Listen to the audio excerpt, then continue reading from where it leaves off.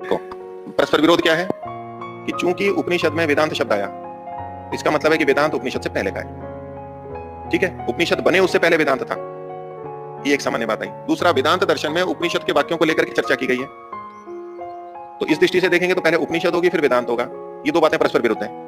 यदि वेदांत उपनिषद से पहले का है तो उसमें उपनिषदों के वाक्यों को लेकर चर्चा नहीं हो सकती।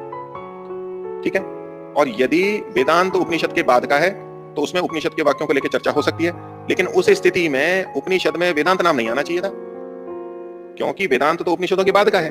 उपनिषद के वाक्यों को लेकर के चर्चा कर रहा है, तो इसका मतलब क्या हुआ कि वेदांत उपनिषद के बाद का है, और बाद का है तो उसका नाम उपनिषद में कैसे आ सकता है? नहीं आ सकता। ये तो परस्पर विपरीत बातें हो गई ना, तो इसकी संगति कैसे लगेगी? ये तब लग सकती है जब उपनिषद में जो वेदांत शब्द आया है उस वेदांत शब्द का अर्थ विद्या लेंगे या ग्रंथ लेंगे, तब संगति लगेगी। विद्या अर्थ लेंगे तो संगति लगेगी कि उपनिषद में जो वेदांत शब्द आया है वो वेदांत विद्या का कथन है। वेदांत विद्या पहले से थी,